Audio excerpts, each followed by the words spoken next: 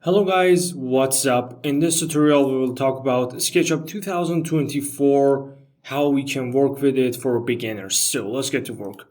In this case, I'm going to show you first of all how we can rotate, orbit and move in our environment. If you want to orbit in your SketchUp environment, you need to hold the scroll on your cursor and move your cursor like that. So you need to hold it. If I hold Shift on my keyboard and hold the scroll on my cursor, now I can pan in my environment.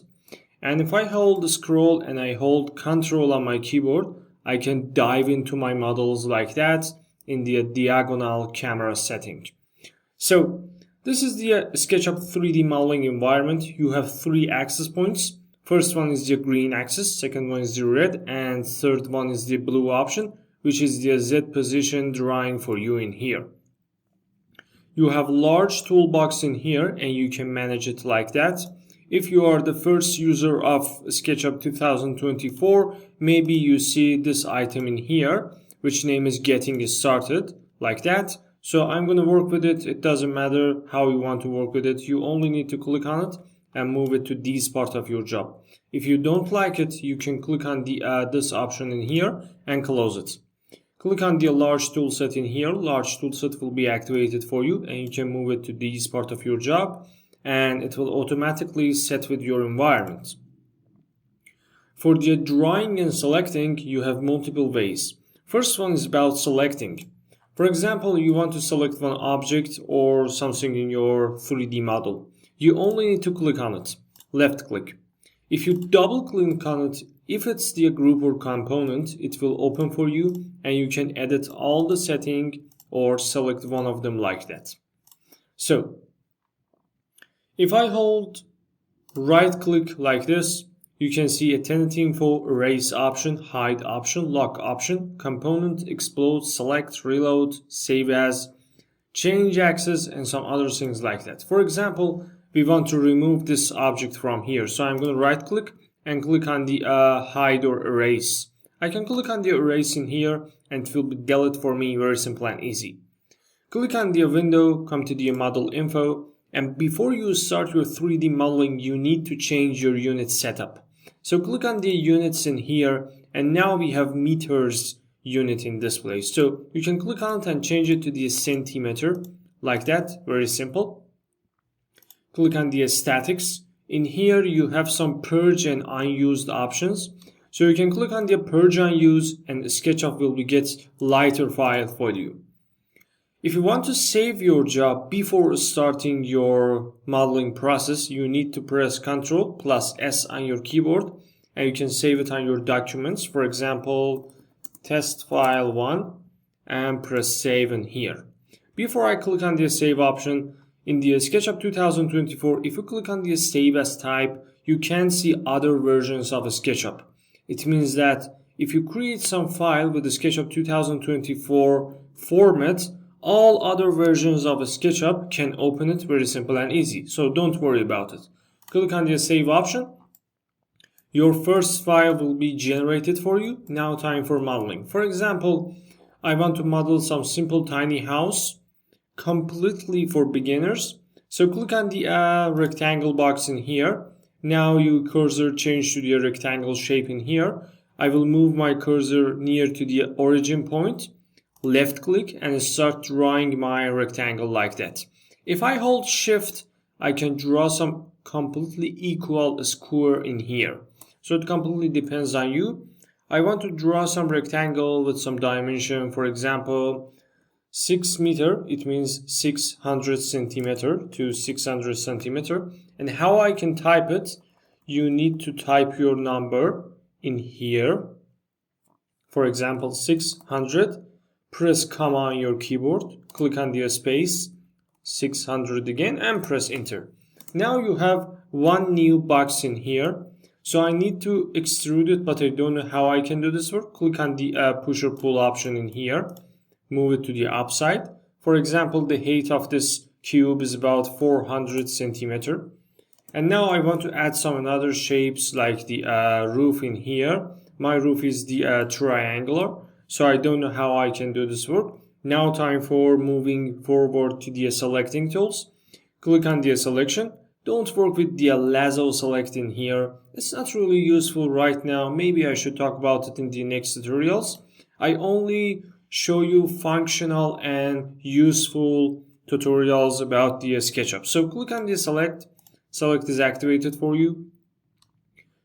Select these edge in here. If I click on the move option and move it like that, you can see my shape will be completely destroyed.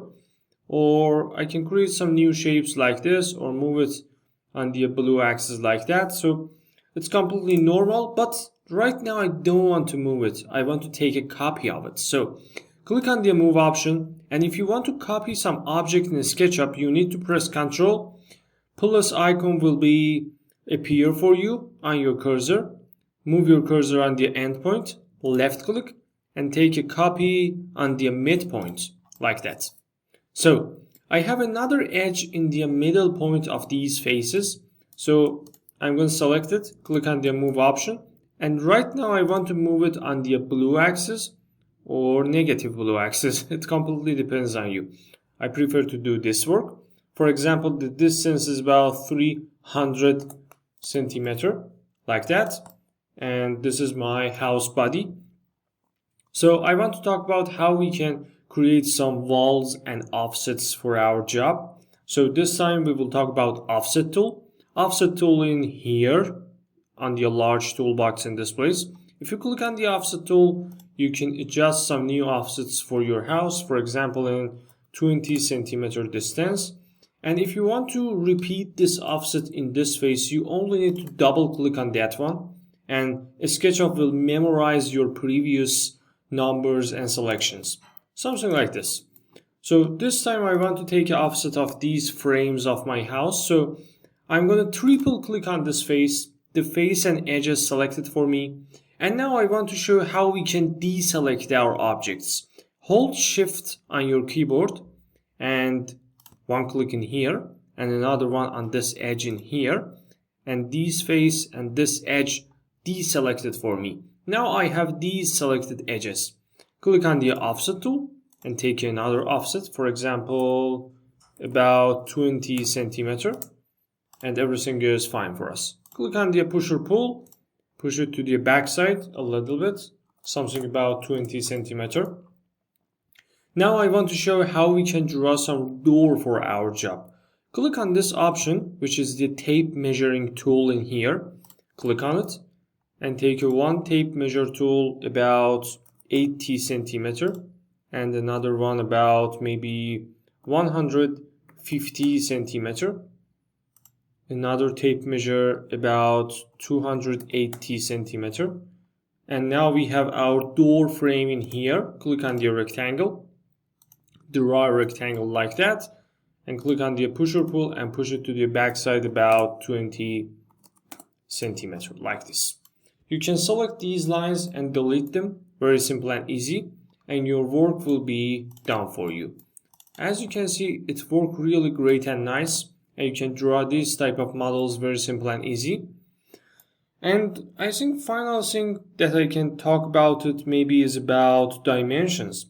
Click on the dimension in here, and you can add your dimensions like that to your 3D model, completely detailed dimensions like this. It works very simple and easy, and you can use it in different part of your project like that. And I think it's really nice for people who want to have some quick dimensional export for their clients.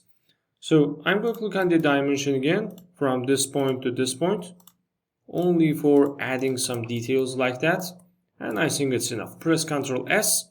And now you want to export this file. So click on the file option, export 2D graphic.